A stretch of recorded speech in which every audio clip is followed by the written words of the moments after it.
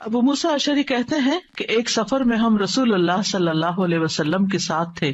جب ہم کسی وادی میں اترتے تو لا الہ الا اللہ اور اللہ اکبر کہتے اور ہماری آوازیں بلند ہو جاتی.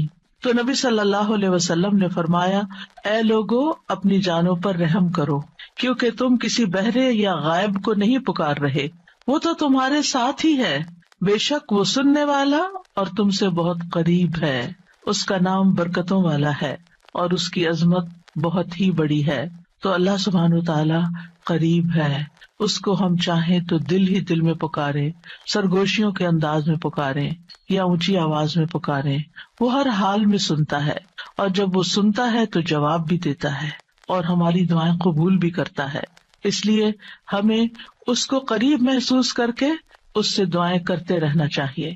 تو وہ دعا کی قبولیت کے اعتبار سے قریب ہے، دعا کو سننے کے لحاظ سے قریب ہے، اپنے علم کے اعتبار سے سب لوگوں کے قریب ہے، اور خاص طور پر عبادت کرنے والوں اور پکارنے والوں کے قریب ہے. یعنی اس کا قرب دو طرح کا ہے، ایک عام قرب ہے جو سب کے لیے ہے، اور ایک خاص قرب ہے جو اس کے خاص بندوں کے لیے ہے.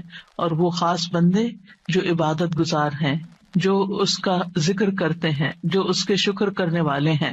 تو اللہ سبحانہ تعالیٰ ان کی دعاؤں کو قبول کرتا ہے، ان کی مدد کرتا ہے اور انہیں نیک کاموں کی توفیق عطا کرتا ہے. یہاں پر آپ دیکھ رہے ہیں کہ فَإِنِّي قریب کہہ کے بندے اور رب کے درمیان کوئی فاصلہ نہیں رکھا گیا اس اعتبار سے کہ کوئی اور واسطہ ہو. یہاں اللہ سبحانہ تعالیٰ نے جواب کو قل یا فقل کہہ کے نہیں فرمایا، جیسا کہ دوسری آیات میں آتا ہے. جتنے بھی سوال صحابہ کرام نے رسول اللہ صلی اللہ علیہ وسلم سے کیے تو ان کے جواب میں اللہ تعالیٰ نے فرمایا قل، آپ انہیں بتا دیجئے. لیکن یہاں پر قل بھی نہیں آیا، ڈائریکٹ فإنی قریب، اذا سألک عبادی انی فإنی قریب، یعنی بیچ میں کوئی واسطہ نہیں لایا گیا. تو اس سے یہ پتہ چلتا ہے کہ ہمارے اور ہمارے رب کے بیچ میں کسی اور واسطے اور کسی اور وسیلے کی ضرورت نہیں. اور جب اللہ تعالیٰ نے یا عبادی کہہ دیا تو اس میں سارے بندے شامل ہو جاتے ہیں، چاہے وہ نیک ہوں یا بد ہوں، بڑے ہوں یا چھوٹے ہوں، گناہگار ہوں یا بہت پرہیزگار ہوں، کوئی بھی ہو، جو بھی اپنے رب کو پکارتا ہے رب اس کی پکار کو سنتا ہے اور وہ قریب ہے. لہٰذا جب ہمارا رب قریب ہے اور مجیب ہے، جیسا کہ آپ جانتے ہیں پروگرام کا نام بھی قریب و مجیب اسی لیے رکھا گیا کہ ہمارا اگر اپنے رب سے تعارف ہو جاتا ہے، ہم اپنے رب کو پہچان جاتے ہیں کہ ہم کس کو پکار رہے ہیں اور وہ کہاں ہے، تو جتنا جتنا ہمارا یہ یقین ہوگا کہ وہ ہمارے قریب ہے اور وہ سنتا ہے اور جواب دیتا ہے، اتنی ہی زیادہ محبت اور توجہ کے ساتھ، اخلاص کے ساتھ ہم دعا کریں گے انشاءاللہ. اور پھر آپ دیکھیے کہ اللہ تعالیٰ ہماری دعاؤں کو ضائع نہیں کرتا. اجیب دعوت الداعی اذا دعانی، مطلب یہ ہے کہ جو بھی مجھ سے مانگتا ہے وہ کچھ پا کے ہی لوٹتا ہے، وہ نامراد نہیں ہوتا. جیسے زکریا علیہ السلام نے کہا تھا کہ وَلَمْ أَكُنْ بِدُعَائِكَ رَبِّ شَقِيًّا، کہ اے رب تجھے پکار کر تو میں کبھی بدبخت ہوا ہی نہیں، کبھی مایوس ہوا ہی نہیں، کبھی محروم ہوا ہی نہیں. جب بھی تجھے پکارا تجھ سے کچھ پا ہی لیا. تو اس لیے ہر دعا کرنے والے کو یہ یقین ہونا چاہیے کہ ہماری دعا ضرور سنی جائے گی، کیونکہ شیطان انسان کے دل میں یہ وسوسہ ڈالتا ہے کہ تمہاری دعا قبول نہیں ہوگی. نہیں بھائی، ہر ایک کی دعا قبول ہوتی ہے اگر وہ صحیح معنوں میں اپنے رب کو پکارتا ہے، وہ دعاؤں کو سنتا ہے اور جواب بھی دیتا ہے. ضرورت اس بات کی ہے کہ ہم اپنے دل کو حاضر کر کے اللہ سے مانگیں، اخلاص کے ساتھ مانگیں، اور قبولیت کے جو اوقات ہیں یا جو علامات ہیں ان کو سامنے رکھتے ہوئے مانگیں. اور پھر ساتھ یہ بھی کہا گیا فَلْيَسْتَجِيبُوا لِي وَلْيُؤْمِنُوا بِي لَعَلَّهُمْ يَرْشُدُونَ، کہ انہیں چاہیے کہ وہ بھی میری بات مانیں. یعنی اگر یہ چاہتے ہیں کہ میں ان کی دعائیں قبول کروں تو پھر انہیں بھی چاہیے جب میں انہیں پکارتا ہوں، ایک تو یہ ہے نا کہ ہم اللہ تعالیٰ کو پکارتے ہیں، اور ایک اللہ تعالیٰ بھی ہمیں پکارتے ہیں. یعنی اللہ سبحانہ وتعالیٰ کب پکارتے؟ ہر اذان میں پکار آتی ہے، حی علی الصلاۃ حی علی الفلاح. تو پھر ہم کیا کرتے ہیں؟ کیا واقعی ہم صلاح کی طرف جاتے ہیں یا نہیں؟ اسی طرح قرآن مجید میں بہت دفعہ یا ایھا الذین آمنوا کہہ کے ہمیں پکارا گیا ہے. اے لوگو جو ایمان لائے ہو، یا ایھا الناس کہہ کے تمام انسانوں کو پکارا گیا ہے، تو کیا ہم انسان بھی اپنے رب کی پکار کو سنتے ہیں؟ کیا ہم بھی جواب دیتے ہیں؟ کیا ہم بھی اس کی طرف بڑھتے ہیں؟ اور پھر یہ کہ وَلْيُؤْمِنُوا بِی، چاہیے کہ وہ مجھ پر ایمان لائیں، چاہیے کہ وہ میری بات مانیں، لعلہم یرشدون، شاید کہ وہ سیدھی راہ پا جائیں۔ رسول اللہ صلی اللہ علیہ وسلم نے فرمایا، تم میں سے ہر ایک کی دعا قبول کی جاتی ہے جب تک کہ کوئی گناہ یا قطع رحمی کی دعا نہ کرے، بشرطے کہ جلدی بھی نہ کرے۔ پوچھا گیا یا رسول اللہ وہ جلدی کیا ہے؟ فرمایا یہ کہ کوئی یوں کہے کہ میں نے دعا کی اور میں نے دعا کی، یعنی دوبارہ کہ میں نے تو کئی بار دعا کی، بہت دعا کی، میری تو دعا قبول نہیں ہوتی، اور اس طرح وہ تھک ہار کر دعا کرنا چھوڑ دے۔ ایسا نہ کرے بلکہ دعا کرتا رہے، کیونکہ اس کی قبولیت کے مختلف طریقے ہیں۔ تو اللہ سبحانہ تعالی ہم سے قریب ہے۔ ایک اور آیت میں آتا ہے سورۃ ہود کی، وَإِلَىٰ ثَمُودَ أَخَاهُمْ صَالِحًا قَالَ يَا قَوْمِ اعْبُدُوا اللَّهَ مَا لَكُم مِّنْ إِلَٰهٍ غَيْرُهُ هُوَ أَنشَأَكُم مِّنَ الْأَرْضِ وَاسْتَعْمَرَكُم فِيهَا فَاسْتَغْفِرُوهُ ثُمَّ تُوبُوا إِلَيْهِ إِنَّ رَبِّي قَرِيبٌ مُّجِيبٌ۔ اور سمود کی طرف ان کے بھائی صالح کو بھیجا، اس نے کہا اے میری قوم، اللہ کی عبادت کرو، اس کے سوا تمہارا کوئی معبود نہیں، اسی نے تمہیں زمین سے پیدا کیا اور تمہیں اس میں آباد کیا، سو اس سے بخشش مانگو، پھر اس کی طرف پلٹ آؤ، یقیناً میرا رب قریب ہے، قبول کرنے والا ہے۔ ان ربی قریب مجیب۔ یہاں قوم سمود کی بات کی جا رہی ہے۔ یہ لوگ مدائن کے علاقے میں رہتے تھے جو تبوک اور مدینہ منورہ کے درمیان واقع تھا۔ صالح علیہ السلام نے اپنی قوم کو ایک طرف اللہ سبحانہ تعالیٰ کی عبادت کی دعوت دی، توحید کی دعوت دی کہ صرف وہی تمہارا معبود ہے جس نے تمہیں پیدا کیا، جس نے تمہیں زمین میں آباد کیا، لہٰذا تم شرک سے اجتناب کرو، صرف اللہ کی طرف رجوع کرو۔ کیوں؟ اس لیے کہ وہ بہت قریب ہے، اپنے بندوں کی دعائیں سنتا ہے۔ تو آپ دیکھیے، جو آپ کے قریب ہو اور جو آپ کی بات بھی سنتا ہو، تو کیا آپ نہیں چاہیں گے کہ آپ اس کے قریب ہوں؟ یہاں پر آپ دیکھیے کہ دعا کرنے سے پہلے دو چیزوں کی بات ہے، استغفار اور توبہ کی، کہ اس سے استغفار کرو اور توبہ کرو تو تمہاری دعائیں قبول ہوں گی۔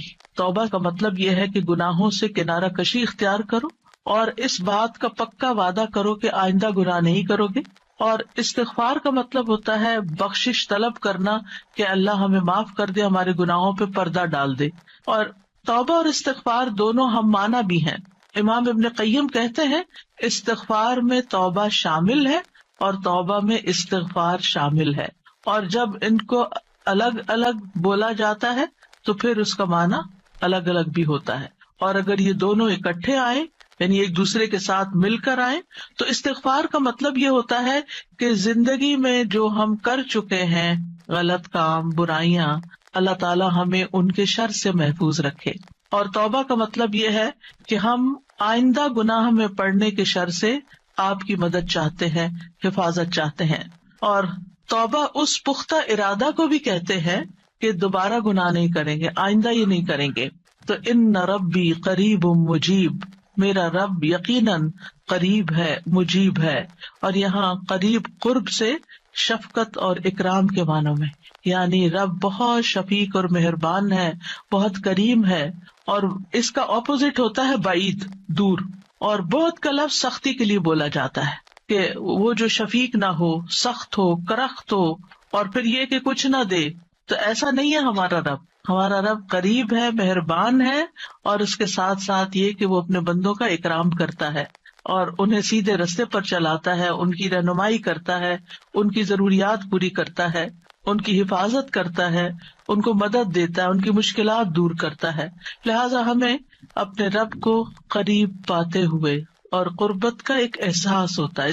قریب ہونے کا مطلب یہ نہیں کہ اللہ سبحانہ تعالیٰ کسی نعوذ باللہ فزیکل فارم میں ہمارے ساتھ بیٹھے ہوئے ہیں یا ہمارے دل میں بیٹھے ہوئے ہیں، یہ مطلب نہیں ہے قریب کا۔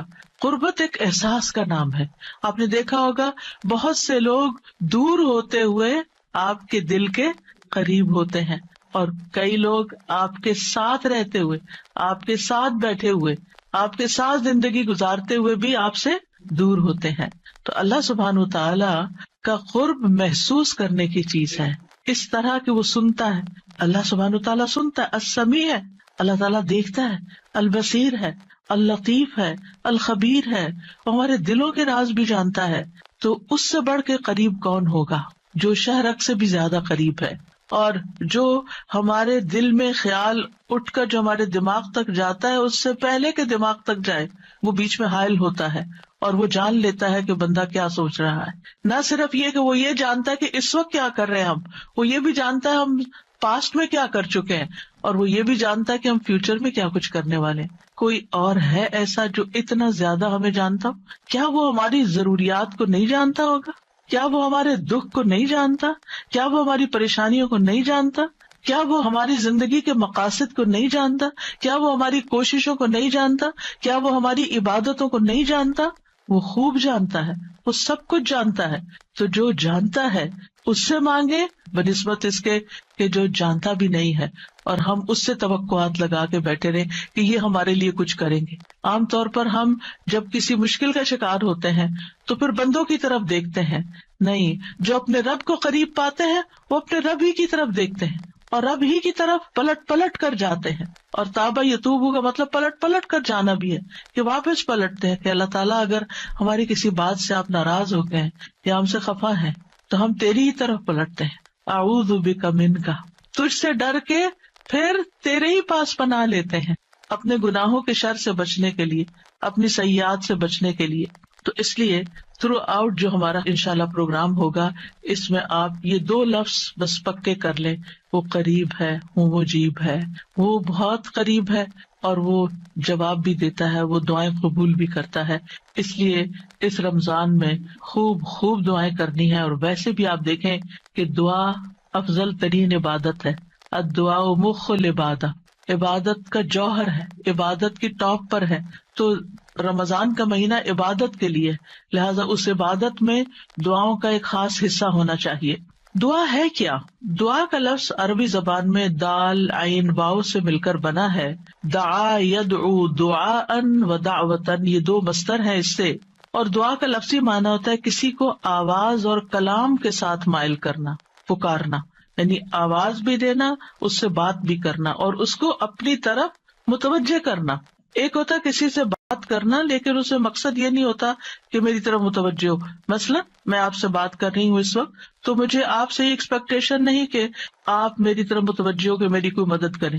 لیکن دعا میں جب انسان پکارتا ہے تو اس کا مطلب ہوتا ہے کہ دوسرا متوجہ ہو اور جس مقصد کے لیے اس کو پکارا جا رہا ہے وہ مقصد بھی پورا ہو جائے.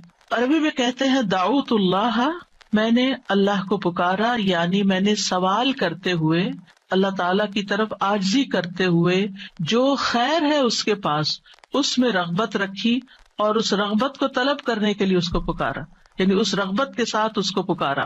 قرآن مجید میں دعا کا لفظ مختلف معنوں میں استعمال ہوا ہے. نمبر 1 دعا بمعنی ندا، آواز دینے کے معنوں میں. دعا کا مطلب کیا؟ آواز دینا. جیسے سورۃ آل عمران میں آتا ہے فَقُلْ تَعَالَوْا نَدْعُ أَبْنَاءَنَا وَأَبْنَاءَكُمْ وَنِسَاءَنَا وَنِسَاءَكُمْ وَأَنفُسَنَا وَأَنفُسَكُمْ. تو آپ کہہ دیجئے کہ آؤ ہم اپنے اور تمہارے بیٹوں کو اور اپنی اور تمہاری عورتوں کو بلا لیں، پکار لیں، یعنی تم بھی ان کو بلا لو ہم بھی بلا لیتے. تو بلانے کے معنوں میں استعمال ہوتا ہے. تو عربی زبان میں دعا اور ندا یہ 2 لفظ مترادف بھی ہیں، ایک دوسرے سے ملتے جلتے ہیں، سینونیمز ہیں، ایک جگہ پر اکٹھے بھی استعمال ہوئے ہیں. الا دعاء و نداء، کہ پکار اور آواز کے سوا کچھ نہیں سنتا. پھر اسی طرح دعا بمعنی طلب کرنا، کسی چیز کی ڈیمانڈ کرنا. قرآن مجید میں آتا ہے وَلَا تَزِرُ وَازِرَةٌ وِزْرَ أُخْرَى وَإِن تَدْعُ مُثْقَلَةٌ إِلَىٰ حِمْلِهَا لَا يُحْمَلْ مِنْهُ شَيْءٌ وَلَوْ كَانَ ذَا قُرْبَىٰ. اور کوئی بھی بوجھ اٹھانے والا کسی دوسرے کے گناہوں کا بوجھ نہ اٹھائے گا. یہ کب کی بات ہے؟ قیامت کے دن. اور کوئی بوجھ سے لدا ہوا شخص اپنا بوجھ اٹھانے کے لیے کسی کو بلائے گا، اس کو پکارے گا، وَإِن تَدْعُ، تو وہ اس میں سے کچھ بھی نہیں اٹھا سکے گا، کوئی مدد نہیں کرے گا قیامت کے دن، اگرچہ وہ قریبی رشتے دار ہی کیوں نہ ہو. تو کسی کو مدد کے لیے بلانا، آؤ میرا سامان اٹھاؤ، میرا بوجھ اٹھاؤ، اس کے لیے بھی لفظ دعا جس میں ایک طلب پائی جاتی ہے استعمال ہوتا ہے. اسی طرح دعا کا لفظ بمعنی قول بات کے بھی استعمال ہوتا ہے. قرآن مجید میں آتا ہے فما کان دعواہم اذ جاءہم بأسنا الا ان قالوا انا كنا ظالمین.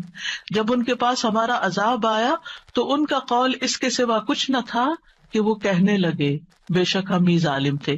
تو یہاں پر قول یا بات کے معنوں میں آیا ہے. پھر اسی طرح دعا کا لفظ عبادت کے معنوں میں بھی آتا ہے. سورۃ کہف میں نوجوانوں کا جو قصہ آتا ہے جس میں وہ اب ایمان کو بچانے کے لیے غار کی طرف جا رہے تھے تو اللہ تعالیٰ نے ان کے بارے میں فرمایا وَرَبَطْنَا عَلَىٰ قُلُوبِهِمْ إِذْ قَامُوا فَقَالُوا رَبُّنَا رَبُّ السَّمَاوَاتِ وَالْأَرْضِ لَن نَّدْعُوَ مِن دُونِهِ إِلَٰهًا لَقَدْ قُلْنَا إِذًا شَطَطًا. اور ہم نے ان کے دلوں کو مضبوط کر دیا جب وہ اٹھ کھڑے ہوئے تو کہنے لگے ہمارا رب تو آسمانوں اور زمین کا رب ہے، ہم ہرگز اس کے سوا کسی الہ کو نہیں پکاریں گے، یعنی اس کی عبادت نہیں کریں گے، اور اگر ہم ایسا کریں تو یقیناً ہم نے ناانصافی کی بات کی. تو دعا بمعنی عبادت. پھر اسی طرح پانچواں معنی قرآن مجید میں دعا بمعنی فریاد کرنا، طلب کرنا، فریاد کرنا. اور اس میں وَإِن كُنتُمْ فِي رَيْبٍ مِّمَّا نَزَّلْنَا عَلَىٰ عَبْدِنَا فَأْتُوا بِسُورَةٍ مِّن مِّثْلِهِ وَادْعُوا شُهَدَاءَكُمْ. اگر تمہیں اس قرآن میں شک ہے جو ہم نے اپنے بندے پر نازل فرمایا تو اسی طرح کی ایک سورت تم بھی بنا لاؤ اور اللہ کے سوا اپنے گواہوں مددگاروں کو بھی بلا لو. فریاد کرو کہ وہ آئے اور تمہاری مدد کرے، یعنی مدد کے لیے پکارنا، یہ معنی ہے. پھر اسی طرح دعا بمعنی کسی چیز کی ترغیب دینا، یعنی کسی چیز کی طرف دعوت دینا. نوح علیہ السلام نے اپنی قوم کو پکارا تھا قال رب انی دعوت قومی لیلا ونہارا. اس نے کہا ہے میرے رب بے شک میں نے اپنی قوم کو رات اور دن پکارا، ان کو دعوت دیتا رہا دین کی طرف، اپنے رب کی طرف. اور اس میں معنی عبادت کا بھی ہے کہ اللہ کی عبادت کرو تو عبادت کی دعوت میں ان کو دیتا رہا. پھر اسی طرح دعا بمعنی منسوب کرنا، نسبت دینا. ادعوہم لآبائہم، ان بچوں کو ان کے حقیقی باپوں کی نسبت سے پکارو. یعنی ادعوہم کا مطلب ہے کہ ان کو اپنے باپوں کی طرف ہی منسوب کرو، جن کے وہ بچے ہیں باپ کا نام نہیں بدلو. اور آٹھواں معنی ہے سوال کرنا، دعا بمعنی سوال. جیسے بنی اسرائیل نے موسیٰ علیہ السلام سے کہا قالوا ادع لنا ربک یبین لنا ما ہی، انہوں نے کہا تم اپنے رب سے ہمارے لیے دعا کرو.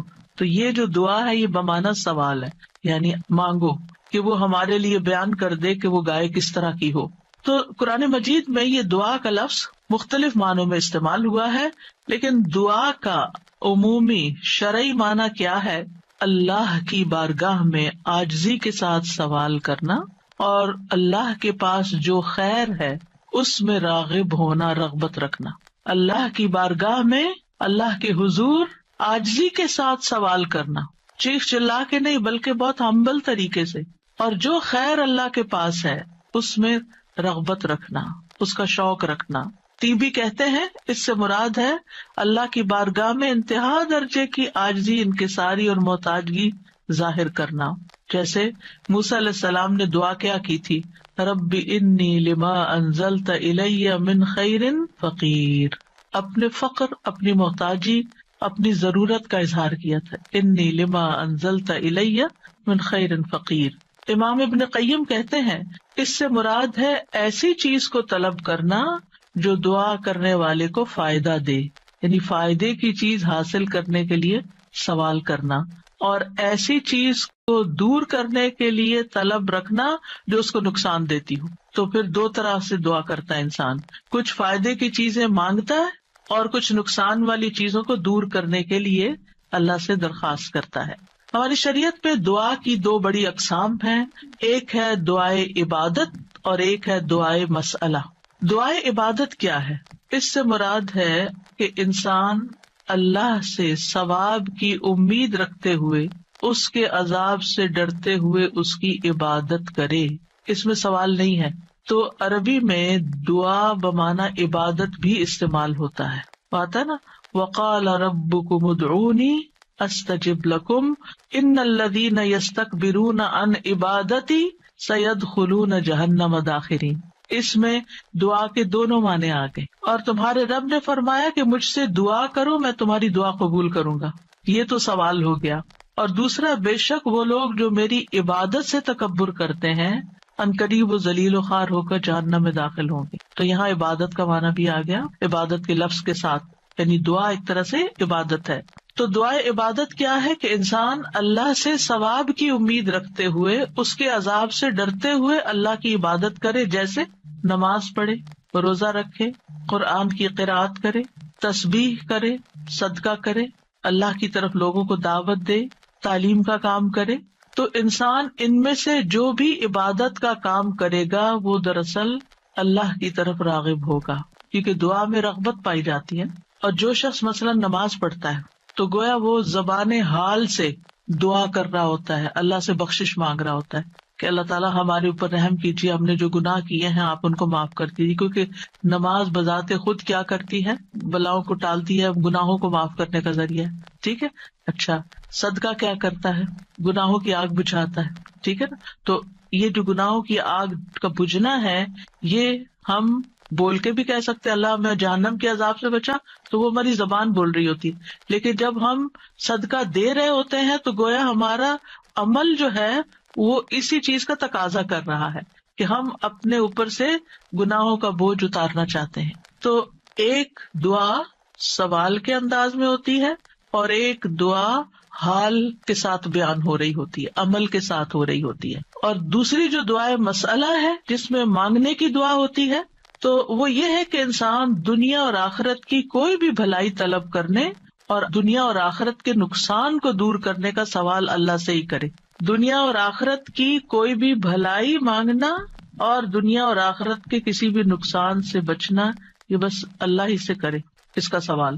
یہ دعائے مسئلہ ہے، یہ سوال کرنے والی، یعنی وہ دعا جس میں ہم سوال کرتے ہیں. کن چیزوں کا سوال کرتے ہیں؟ دنیا اور آخرت دونوں. آخرت نہیں بھولنی. ربنا آتنا فی الدنیا حسنۃ وفی الآخرۃ حسنۃ وقنا عذاب النار. تو دنیا اور آخرت کی حسنہ مانگنا اور دنیا اور آخرت کے عذاب سے، مصیبت سے بچنا. وقنا عذاب النار، سب سے بڑی مصیبت تو آگ ہے نا، یعنی اس کی کوئی تکلیف انسان کو پہنچے. نبی صلی اللہ علیہ وسلم نے فرمایا دعا عبادت ہے. قال الدعاء هو العبادۃ قال ربکم ادعونی استجب لکم. تمہارے رب کا فرمان ہے میں پکارنے والے کی دعا قبول کرتا ہوں جب وہ مجھے پکارتا ہے. تو دعا جو ہے یہ عبادت کی اقسام میں سے سب سے عظیم قسم ہے.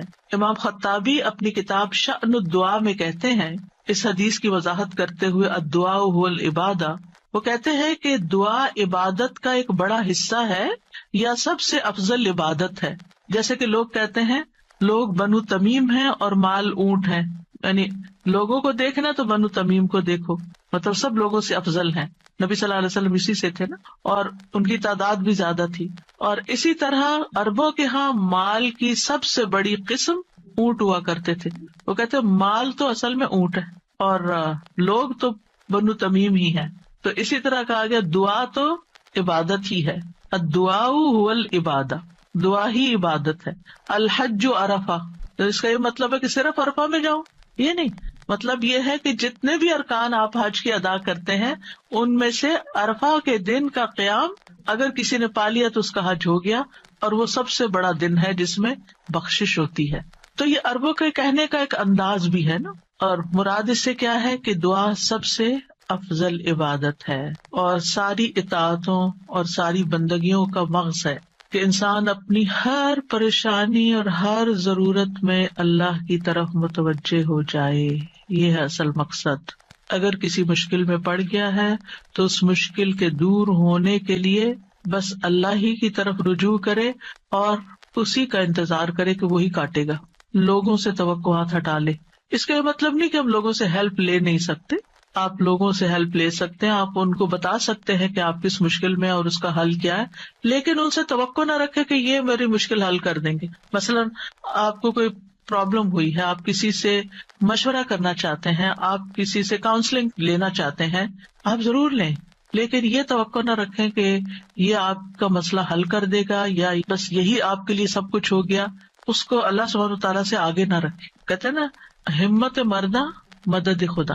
ہمت آپ نے کرنی ہے، کوشش آپ نے کرنی، مدد اللہ نے کرنی ہے. دعا کی بھی ہمت ہوتی ہے اور دعا کے لیے بھی ایک ایفرٹ لگانی پڑتی ہے اور اس کے لیے یکسو ہونا پڑتا ہے. خصوصاً آپ دیکھیں کہ جب کسی بڑی پریشانی کے نتیجے میں انسان کے ہوش اڑ جاتے ہیں، اوسان خطا ہو جاتے ہیں، اس کو کچھ سمجھ نہیں آتی، تو ایسی صورت میں انسان اپنے خیالات کو مجتمع کر کے، فوکس کر کے، پوری توجہ کے ساتھ اللہ کی طرف جب متوجہ ہوتا ہے تو یہ ہے اصل میں دعا کی روح.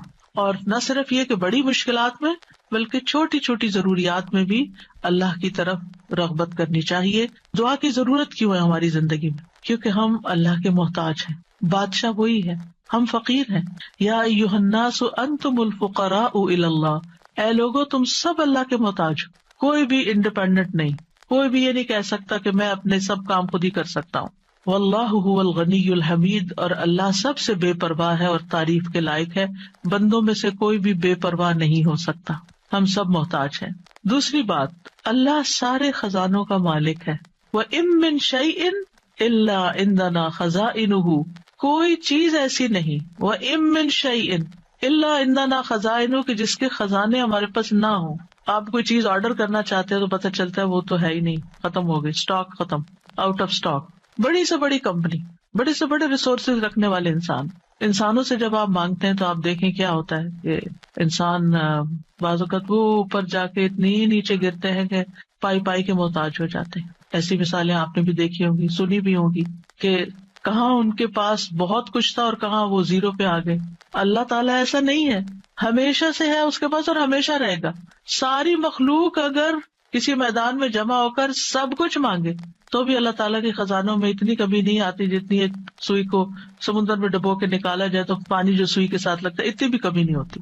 وہ جتنا چاہے خرچ کرتا رہے، جتنا چاہے وہ بندوں کو دیتا رہے، پھر بھی اس کے ہاتھ بھرے رہتے ہیں، ان میں کوئی کمی نہیں ہوتی. ایک اور آیت میں آتا ہے سورۃ المنافقون میں، وَلِلَّهِ خَزَائِنُ السَّمَاوَاتِ وَالْأَرْضِ، آسمانوں اور زمین کے خزانے اللہ کے پاس ہیں. پھر کیا کرنا چاہیے؟ اس کے پاس جانا چاہیے جس کے پاس کوئی خزانہ نہیں ہے، اس کے پاس جو سارے خزانوں کا مالک. مشکل یہ ہے کہ ہمارے مانگنے میں کمی ہوتی ہے، دیر ہوتی ہے. وہ سب کچھ دے سکتا ہے، سب کچھ ہے اس کے پاس، یو نیم اٹ. آپ گھر جا کے بیٹھیں، غور کریں، نماز کے بعد کسی اور خاموشی تنہائی کے وقت، مجھے کیا چاہیے، مجھے کیا مسئلہ ہے، مجھے کیا پرابلم ہے، میری کیا پریشانی ہے، کیا اللہ کے پاس اس کا حل ہے؟ یقیناً ہے، وہ کر سکتا ہے، بالکل کر سکتا ہے. پھر مجھے کیا کرنا چاہیے؟ اسی سے مانگنا چاہیے، اس سے گڑ گڑا کے مانگنا چاہیے، اس سے اپنی محتاجی اور اپنی بیچارگی کا اظہار کر کے مانگنا چاہیے. امن یجیب المضطر اذا دعاہ ویکشف السوء، اللہ تعالیٰ آپ سے پوچھتے ہیں کون ہے جو بے قرار کی، مضطر، بے قرار، بے چین انسان کی بات سنتا، اس کو جواب دیتا. امن یجیب المضطر اذا دعاہ، جب بھی وہ اس کو پکارتا ہے، ویکشف السوء، اور وہ تکلیف کو دور بھی کرتا ہے. ایسا نہیں کہ وہ صرف سن رہا ہے، اس نے وہ تکلیف دور بھی کر دینی ہے. اور آپ کہیں گے بس اتنی سی بات تھی، میں اس کو اتنا پہاڑ بنائے ہوئی تھی، اپنی زندگی کا بہت بڑا مسئلہ بنائے ہوئے تھی، اور اللہ تعالیٰ کے لیے بس اتنی سی بات تھی. میرے مانگنے میں کمی تھی، اس کے پاس نہیں کمی. ہماری دعا میں کمی ہے، ہمارے اخلاص میں کمی ہے، اس کے دینے میں کمی نہیں ہے. اس طرح پکارا کرے نا کہ اللہ تعالیٰ آپ تو دے کر کسی کمی کا شکار نہیں ہوتے، لیکن میری کمی پوری ہو جائے گی. پھر آپ دیکھیں ہر بھلائی دینے اور ہر تکلیف دور کرنے پہ قادر ہے. سورۃ الانعام میں آتا ہے وَإِن يَمْسَسْكَ اللَّهُ بِضُرٍّ فَلَا كَاشِفَ لَهُ إِلَّا هُوَ وَإِن يَمْسَسْكَ بِخَيْرٍ فَهُوَ عَلَى كُلِّ شَيْءٍ قَدِيرٌ، اگر اللہ تجھے کوئی تکلیف پہنچائے تو اس کے سوا کوئی دور کرنے والا نہیں، اور اگر وہ تجھے کوئی بھلائی پہنچائے تو وہ ہر چیز پر پوری طرح قادر ہے. وہ سب کچھ کر سکتا ہے، وہ قادر ہے. نہ آپ کی کوئی خیر اور بھلائی کو لے جا سکتا ہے، کیونکہ عام طور پہ ہم وہم کا شکار رہتے ہیں کہ اگر میری اس نعمت کا کسی کو پتہ چل گیا تو پھر کیا ہوگا، شاید وہ نظر ہی لگ جائے اور نعمت چھین ہی جائے. ہر وقت اس وہم کا شکار رہنا دراصل اپنے آپ کو ٹارچر کرنا ہے. نہیں، وَإِن يَمْسَسْكَ بِخَيْرٍ، اگر اللہ نے آپ کو کوئی خیر دی ہے، فَهُوَ عَلَى كُلِّ شَيْءٍ قَدِيرٌ، وہ ہر چیز پہ قادر ہے، وہ آئندہ بھی دیے رکھے گا. اس نے اس لیے تھوڑی دی ہے کہ بس ایک بندہ کوئی دیکھے اس چیز کو اور بس وہ واپس لے لے، وہ ایسا نہیں کرتا. ایک روایت میں آتا ہے کہ ایک شخص نے رسول اللہ صلی اللہ علیہ وسلم سے پوچھا، اے اللہ کے رسول، آپ کن چیزوں کی دعوت دیتے ہیں؟ یعنی آپ کی دعوت کیا ہے، آپ کیا بتاتے ہیں لوگوں کو، آپ کیا سکھاتے ہیں؟ آپ نے فرمایا میں اس اللہ کی طرف دعوت دیتا ہوں جو اکیلا ہے، وہ اللہ کہ جب تم پر کوئی مصیبت آتی ہے اور تم اسے پکارتے ہو تو وہ تم سے تمہاری مصیبت دور کر دیتا ہے. یہ ہے اللہ کا تعارف. جب آپ کے بچے آپ سے پوچھیں اللہ کون ہے تو آپ کیا بتاتے ہیں؟ یہ بڑے بڑے لفظ بولتے ہیں نا. یہ دیکھیں یہاں پر کیا بولا گیا، اتنے سمپل. آپ بچے کو کہہ سکتے ہیں اللہ وہ ہے جو تمہیں کھانا دیتا ہے، اللہ وہ ہے جو تمہیں فلاں چیز دیتا ہے، تمہیں ماما بابا دیے ہیں. جو جو بچے کی ضرورت ہوتی ہے ایج کے حساب سے آپ اس اعتبار سے بچے کو اللہ کا تعارف کرا سکتے ہیں، وہ ان چیزوں کے ساتھ جو نظر آتی ہیں اور جو اس کی پسند کی ہیں کہ وہ ہے اللہ. پھر آپ نے فرمایا کون ہے اللہ کہ جب تم کسی بیابان اور جنگل میں راستہ بھول جاؤ اور تم اس سے دعا کرو تو وہ تمہیں واپس پہنچا دیتا ہے. اور صرف جنگل بیابان ہی، اب تو خیر GPS وغیرہ کی سہولت موجود ہے، تو اس کے باوجود بھول جاتے ہیں نا، اس کے باوجود غلط ٹرن لے لیتے ہیں، کبھی پہلے اور کبھی بعد میں. GPS فریز ہو جاتے ہیں، نیٹ چلا جاتا ہے، روڈ میپ ختم ہو جاتا ہے، کئی مسائل ہیں. تو کبھی بھی راستہ بھولیں تو ہم پہلی بات یہ سوچیں کہ اللہ سے دعا کرتے ہیں اللہ راستہ دکھا دے. راستہ بھولنے پر مجھے کبھی ٹینشن نہیں، میں ہمیشہ سوچتی ہوں اللہ پہنچا دے گا، ہو جائے گا، کوئی مسئلہ نہیں. اللہ کے تو علم میں ہے نا. میں تو کہتی ہوں کہ آپ کو پتا ہے نا کہاں ہے، بس وہاں لے جائیں. ہمیں نہیں پتا، آپ کو تو پتا ہے نا. تو جب آپ اللہ سے مانگتے ہیں، کبھی لاڈ پیار سے، کبھی اس کی کسی صفت کا واسطہ دے کر، کبھی اپنی عاجزی محتاجی ظاہر کر کے، تو وہ ضرور سنتا ہے. پھر فرمایا وہ ذات کہ جب تم قحط سالی میں مبتلا ہوتے ہو اور تم اس سے دعا کرتے ہو تو وہ تم پر پیداوار ظاہر کر دیتا ہے، یعنی تمہاری پیداوار اگا دیتا ہے زمین سے. یہ ہے اللہ، یہ اللہ کا تعارف. پھر آپ دیکھیے کہ ہم کیوں اللہ سے مانگے، کیونکہ زمین و آسمان کی ساری مخلوق اللہ ہی سے مانگتی ہے، تو ہم کیوں نہ مانگے. آپ غور کیجئے ذرا اس بات پر، یسألہ من فی السماوات والارض کل یوم ھو فی شأن. اسی سے مانگتا ہے جو کوئی آسمانوں اور زمین میں ہے، ہر دن وہ ایک نئی شان میں ہے. اسی سے مانگ رہا ہے ہر کوئی جو آسمانوں اور زمین میں ہے. ہر کوئی. کون کون ہے آسمانوں اور زمین میں؟ آسمانوں میں فرشتے ہیں جن کو ہم جانتے ہیں، زمین پر انسان اور جنات ہیں، اس کے علاوہ جو اور مخلوقات ہیں، وہ ساری مخلوق اللہ سے مانگ رہی ہے.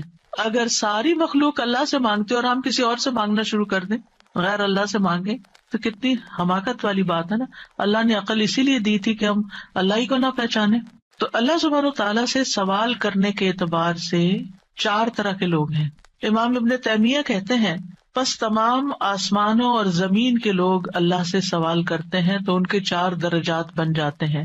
پہلی قسم، کچھ وہ لوگ ہوتے ہیں جو نہ ہی اللہ کی عبادت کرتے ہیں نہ ہی اس سے مدد طلب کرتے ہیں، حالانکہ اللہ نے ان کو پیدا کیا، ان کو رزق دیا، ان کو عافیت دی. تو یہ کون ہے؟ نہ اللہ کی عبادت نہ ہی اس سے دعا، کچھ بھی نہیں، کوئی تعلق نہیں. دوسری قسم کے وہ لوگ ہوتے ہیں جو اللہ سے مدد طلب کرتے ہیں تو وہ ان کی مدد کر دیتا ہے، لیکن وہ اللہ کی عبادت نہیں کرتے. ہاں جب کوئی مسئلہ پیش آتا ہے تو پھر کیا کرتے ہیں؟ پھر دعا کر لیتے ہیں. ایسے لوگ آپ نے دیکھے ہوں گے، نماز نہیں، روزہ نہیں، صدقہ خیرات کچھ نہیں، ہاں کوئی مشکل پیش آئے تو پھر اللہ سے دعا کرتے ہیں. تیسری قسم کے کچھ وہ لوگ ہوتے ہیں جو اللہ کی عبادت اور اطاعت طلب کرتے ہیں لیکن نہ ہی اس سے مدد مانگتے نہ اس پہ توکل کرتے.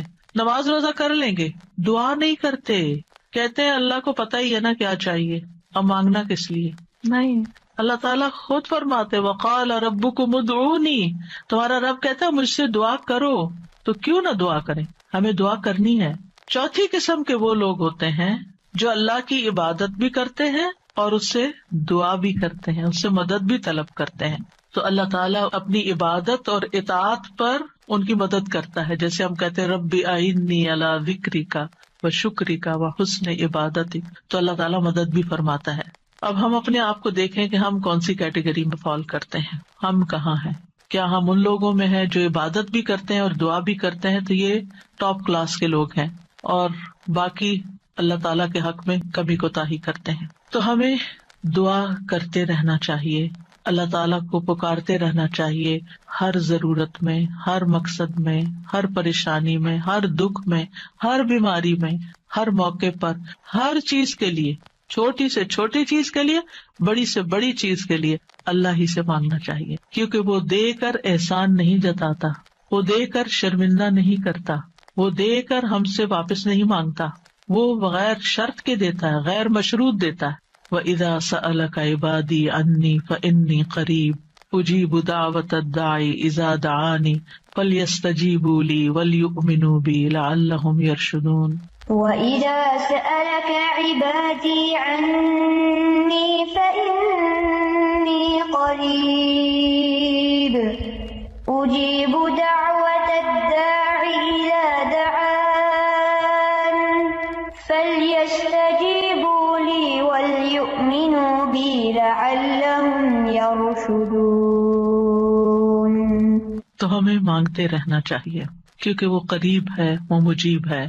اللہ سبحانہ وتعالیٰ اپنے بندوں کو خود فرماتا ہے کہ اللہ سے اس کے فضل کا سوال کرو، یہ اللہ کا حکم ہے. سورۃ النساء میں آتا ہے وَاسْأَلُوا اللَّهَ مِن فَضْلِهِ، اور اللہ سے اس کے فضل کو مانگو کہ اللہ اپنا فضل فرما. فضل کیا ہوتا ہے؟ جو ہم ڈیزرو نہیں کرتے، نہ اپنی عبادت کی وجہ سے، نہ کسی محنت کی وجہ سے، نہ کسی قابلیت کی وجہ سے، نہ کسی ہنر کی وجہ سے. ہم ڈیزرو نہیں کرتے لیکن آپ دے سکتے. ہم پھر بھی آپ سے مانگتے ہیں، چاہے ہم اس قابل نہیں لیکن پھر بھی آپ سے مانگ، آپ ہمیں عطا کیجیے. اور اللہ تعالیٰ کو یہ بات پسند ہے کہ بندے اس سے مانگیں، کیونکہ بندے کو جب کسی چیز کی ضرورت ہوتی ہے نا اور وہ اس کو اللہ تعالیٰ سے مانگتا ہے تو وہ اللہ تعالیٰ کے ساتھ کنیکٹ ہو جاتا ہے، اللہ تعالیٰ کو یاد کرتا ہے، اس کے سامنے اپنی حالت کا اظہار کرتا ہے، اپنا دکھ، اپنا شکوہ، اپنا غم، اپنا رنج، اپنی پریشانی اس کو سناتا ہے، جو سن کر آگے نشر نہیں کرتا.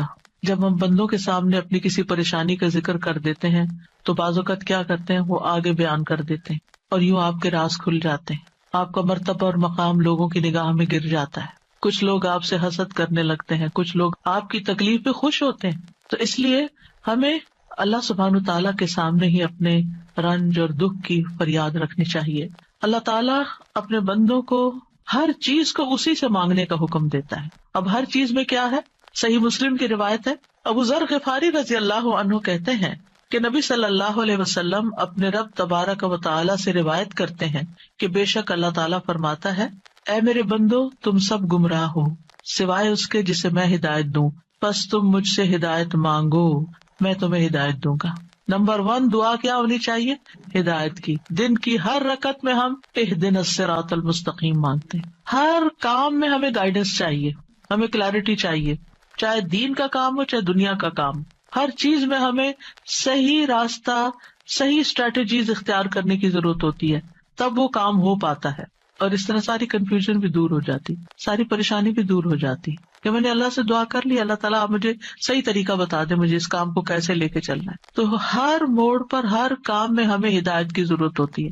تو اہدنا الصراط المستقیم. پھر فرمایا، اے میرے بندو تم سب بھوکے ہو سوائے اس کے جسے میں کھلاؤں، تو تم مجھ سے کھانا مانگو میں تمہیں کھانا کھلاؤں گا. سبحان اللہ.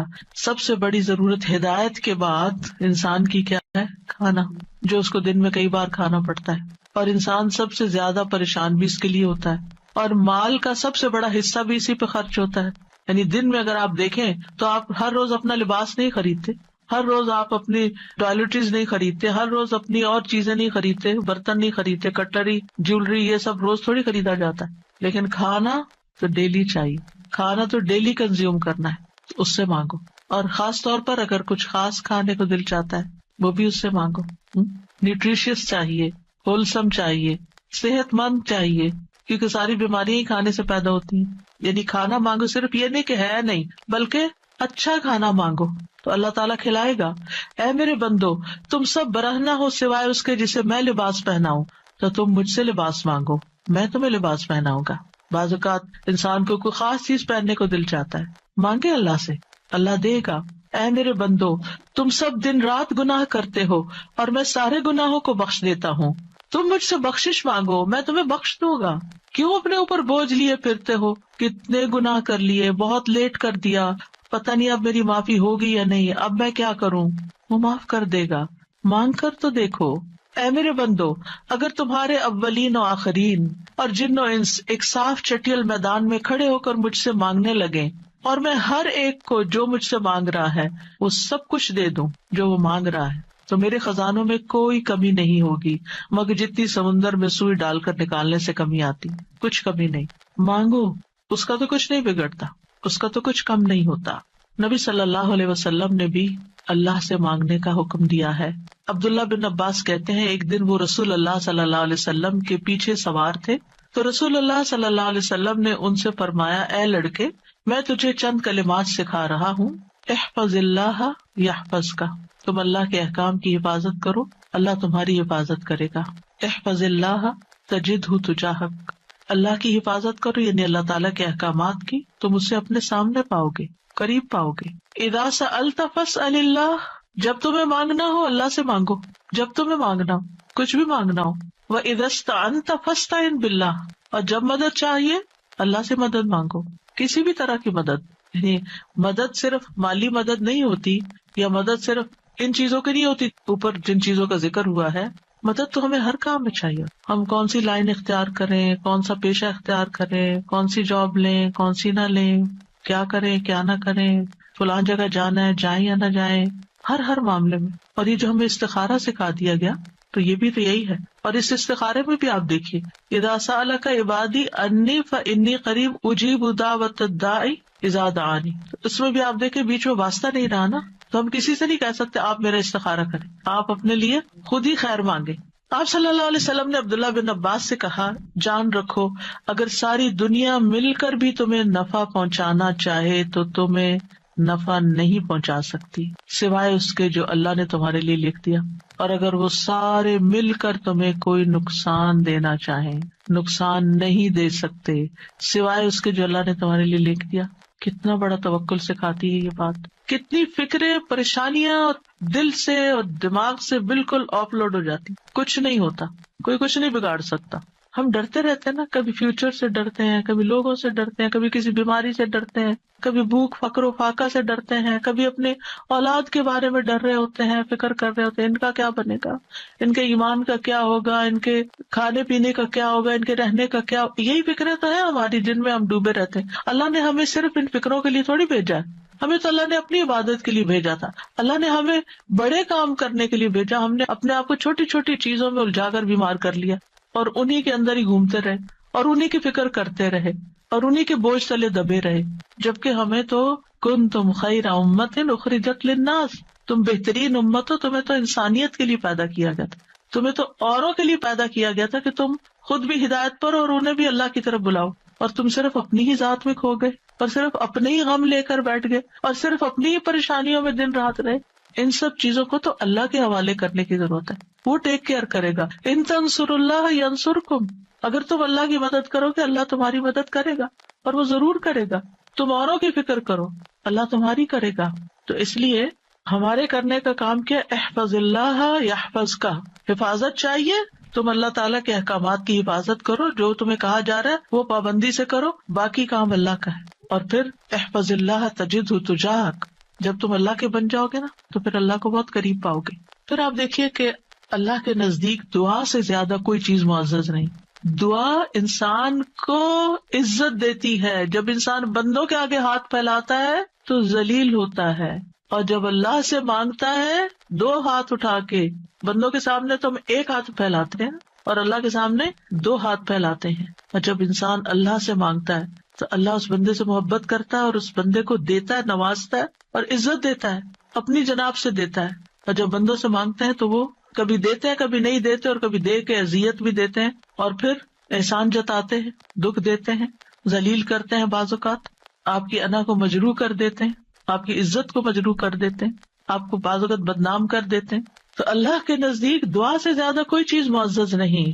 لیس شیء اکرم علی اللہ من الدعاء، پھر یہ کہ اللہ تعالیٰ دعائیں سنتا ہے۔ وَلَقَدْ نَادَانَا نُوحٌ فَلَنِعْمَ الْمُجِيبُونَ، یقیناً نوح نے ہمیں پکارا تو ہم بہت اچھے قبول کرنے والے ہیں۔ ہم نے ان کی سنی، ہمیں کیوں بتایا جا رہا ہے؟ تاکہ تم بھی پکارو، تمہاری بھی سنی جائے گی۔ ابراہیم علیہ السلام نے کیا کہا تھا، ان ربی لسمیع الدعاء، میرا رب تو یقیناً دعا سننے والا ہے، وہ تو ضرور سنتا ہے۔ اور پھر خاص طور پر جو مضطر ہو، بے چین ہو، بے قرار ہو، لاچار ہو، امن یجیب المضطر اذا دعاہ ویکشف السوء، یہ لاچار کون ہوتا ہے؟ ابن عباس کہتے ہیں اس سے مراد وہ شخص ہے جس کی ایسی ضرورت ہو جو اس کو مشقت میں ڈال دے، یعنی مصیبت میں پڑ جائے انسان، چاہے اندر قلبی روحانی طور پر، چاہے مالی طور پر، چاہے صحت، یعنی کسی بھی اعتبار سے جو چیز اس کو مشکل میں ڈال دے۔ مشقت میں، یہ لاچاری ہوتی ہے. یہ کہتے ہیں ڈپینڈنسی جیسے ہو جاتی ہے دوسروں پر. سدی کہتے ہیں کہ اس سے مراد وہ شخص ہے جس کے پاس کوئی ہیلا چارہ قوت باقی نہ رہے، یعنی دنیا میں اس کا کوئی وسیلہ سبب نہیں رہا، تنہا رہ گیا، وہ سنتا ہے. ذنون کہتے ہیں اس سے مراد وہ شخص ہے جو اپنے تعلقات کو اللہ کے سوا سب سے کاٹ دے، بس اللہ ہی ہے میرا. ابو جعفر کہتے ہیں کہ اس سے مراد مفلس شخص ہے جس کے پاس کچھ نہیں.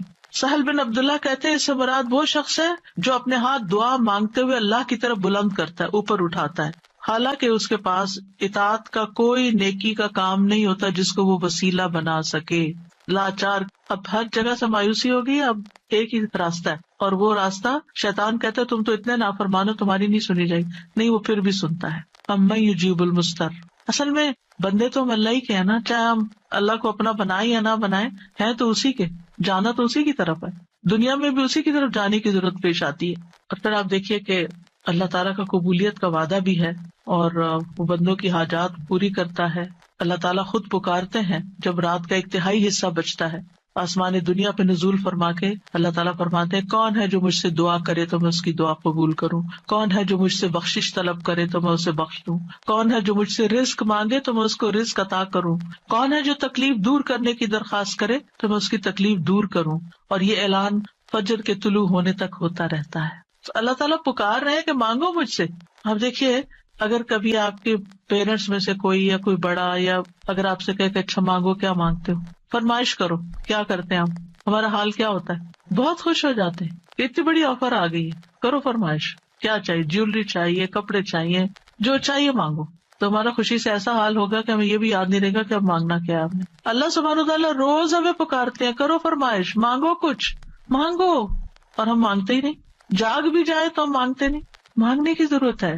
آپ دیکھیے کہ دنیا کے بادشاہ جب کوئی سوالی آتا ہے، کوئی بیگر آتا ہے، وہ دروازے بند کر دیتے ہیں. جو انسان 2 سے 3 دفعہ آپ سے کچھ مانگ چکا ہو، جب آپ اس کو دیکھتے ہیں تو وہ موڑ کے چل دیتے ہیں، یہ پھر آ گیا ہے، پھر کچھ مانگے گا. کیا اللہ تعالیٰ بھی ایسا کرتا ہے؟ 100 بار آئے آپ اس کے پاس، 100 بار عطا کرے گا. وہ اپنا دروازہ بند نہیں کرتا، وہ اپنی دولت نہیں چھپاتا، وہ تمہارے لیے ہر روز رات کو دروازہ کھولتا ہے. آ جاؤ تو میری طرف، مانگو مجھ سے. امام ابن قیم کہتے ہیں اللہ جس کے ساتھ خیر کا ارادہ کرتا ہے اس کے لیے ذلت کا، عاجزی کا، اللہ کی بارگاہ میں پناہ پکڑنے اور محتاجی ظاہر کرنے کا دروازہ کھول دیتا ہے. یعنی اس کو دعا مانگنا آ جاتا ہے، اور جس کو دعا کی توفیق مل گئی اس کو ہر خیر مل گئی. تو اصل چیز یہ ہے کہ دعا کی توفیق ہو جائے، دعا مانگنا شروع کر دیں. آپ دیکھیں کہ اس نیت سے بھی یہ پروگرام رکھا گیا تھا کہ ہم روز دعا کے بارے میں کچھ سنیں، پھر دعا کے مطلب کو سمجھیں، دعا کرتے رہے تاکہ ہمیں دعا مانگنا آ جائے. یعنی اس کا ہول سول گول ہے اس پروگرام کا، وہ یہ کہ ہمیں دعائیں مانگنا آ جائے، ہم دعاؤں کے شوقین ہو جائیں، دعا مانگنے سے محبت کرنے لگے، دعاؤں کے اوپر یقین کرنے لگے کہ اللہ تعالیٰ سنتا اور ضرور سنے گا، اور ہمارے سارے بوجھ اتر جائیں اور ہم سارے اپنے معاملات اپنے رب کے سپرد کر دیں، اور ہم دنیا میں بھی ایک اچھی زندگی بسر کریں اور آخرت میں بھی. امام ابن تیمیہ کہتے ہیں جب اللہ کسی بندے کے ساتھ خیر کا ارادہ کرتا ہے تو اس کے دل میں دعا مانگنے اور اس سے مدد طلب کرنے کا الہام کر دیتا ہے کہ اللہ سے مانگو، اس کے دل میں ڈال دیتا ہے، اور اللہ اس کے مدد طلب کرنے اور اس کے دعا مانگنے کو اس کے لیے خیر کا ذریعہ بنا دیتے ہیں جس کے لیے اس نے مدد طلب کی ہوتی ہے، یعنی اس کا رستہ نکل آتا ہے. تو دعا مانگنے کے فائدے کیا ہیں؟ دعا ہر حال میں انسان کو فائدہ دیتی ہے. نمبر 1، دعا مانگ رہے ہوتے تو آپ عبادت کر رہے ہوتے ہیں، یہ اجر الگ لکھا جاتا ہے. اللہ تعالیٰ کی پسند کا کام کر رہے ہوتے ہیں، اللہ تعالیٰ سے کنیکٹڈ ہوتے ہیں، اور پھر یا تو دعا فوراً قبول ہو جاتی ہے، جو مانگا وہ اسی وقت مل جاتا ہے، یا پھر یہ کہ کوئی ایسی مصیبت ٹل جاتی ہے جو آنے والی تھی اور آپ کی اس دعا کی وجہ سے وہ مصیبت چلی گئی.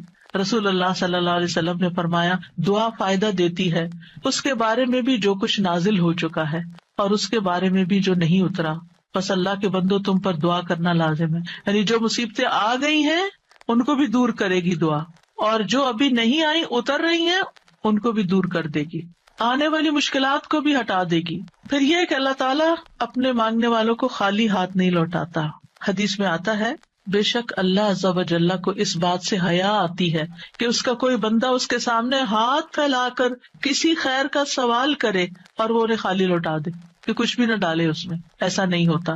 انس رضی اللہ عنہ کہتے ہیں رسول اللہ صلی اللہ علیہ وسلم نے فرمایا بے شک اللہ بڑا رحیم ہے، بڑے کرم والا ہے، اس کو اس بات سے شرم آتی ہے کہ اس کا کوئی بندہ اس کے آگے اپنے دونوں ہاتھ پھیلائے اور وہ ان دونوں میں کوئی خیر نہ ڈالے، وہ ایسا نہیں کرتا۔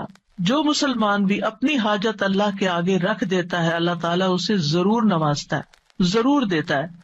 رسول اللہ صلی اللہ علیہ وسلم نے فرمایا جو مسلمان اپنا چہرہ اللہ کے سامنے گاڑ کر یعنی پورے فوکسڈ طریقے سے توجہ کے ساتھ کسی چیز کا سوال کرتا ہے وہ اس کو وہ چیز ضرور عطا کرتا ہے، خواہ جلدی عطا کرے یا ذخیرہ کر کے رکھ لے اس کے لیے اگلی دنیا میں عطا کرے۔